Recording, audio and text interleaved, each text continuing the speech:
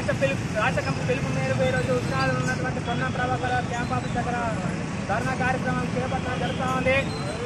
ప్రధానంగా తెలంగాణ రాష్ట్ర వ్యాప్తంగా ఉన్నటువంటి విద్యారంగ సమస్య పరిష్కరించాలని, అట్లాగే గత 5 సంవత్సరాల నుంచి 8,300 కోట్ల స్కాలర్షిప్లు బకాయిలు పెండింగ్ లో ఉన్నాయి.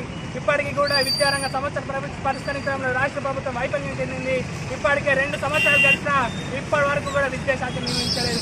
ఎందుకు ఈ ప్రభుత్వం విద్యారంగ సమస్య పరిష్కరించడం లేదు? టెండర్లు వచ్చినాయి, టెండర్ల పైసల కోసమైనా ఈరోజు విడుదల చేయాలి, లేకపోతే రాష్ట్ర వ్యాప్తంగా పెద్ద ఎత్తున భారత విద్యార్థి ఫెడరేషన్ ఎస్ఎఫ్ఐ నుంచి పెద్ద ఎత్తున ఉద్యమం చేపడతామని ఈరోజు తెలియజేస్తున్నాను.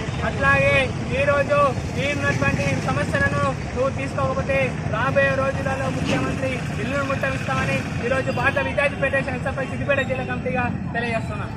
పొన్నం ప్రభాకర్ గారి క్యాంప్ ఆఫీస్ ముట్టడి కార్యక్రమం చేపట్టడం జరుగుతుంది. ప్రధానంగా ఈ తెలంగాణ రాష్ట్రంలో దాదాపు 800 కోట్ల పైచిలుగా పెండింగ్ లో స్కాలర్షిప్ ఫీజు బకాయిలు ఉన్న పరిస్థితి ఉంది.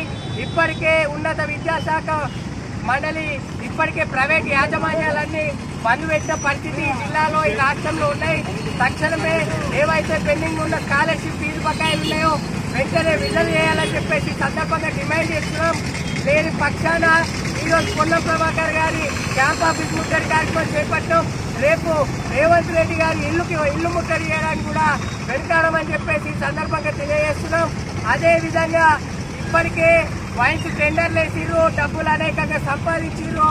ఇప్పటికే దాదాపు ఈ జిల్లాలో రాష్ట్రంలో ప్రైవేటు సంస్థలు విద్యా సంస్థలు డిగ్రీ పీజీ లాసెట్ అలాంటి విద్యా సంస్థలన్నీ రాష్ట్ర వ్యాప్తంగా ఈరోజు బంద్ ఉన్నాయి. కాబట్టి వెంటనే మా సమస్యలు పరిష్కరించాలని చెప్పేసి సందర్భంగా డిమాండ్ చేస్తున్నాం.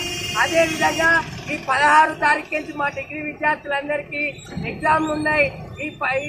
ఈ టైంలో ఇప్పటికే రాష్ట్ర ప్రభుత్వం విడుదల చేయకపోతే బంద్ పెడతామని ప్రైవేట్ విద్యా సంస్థలు బంద్ పెట్టాయి. కాబట్టి మా విద్యార్థుల సమస్యలు దృష్టిలో పెట్టుకొని, మా భవిష్యత్తు దృష్టిలో పెట్టుకొని రాష్ట్ర ప్రభుత్వం వెంటనే పెండింగ్ ఉన్న స్కాలర్షిప్లు విడుదల చేయాలని డిమాండ్ చేస్తున్నాం.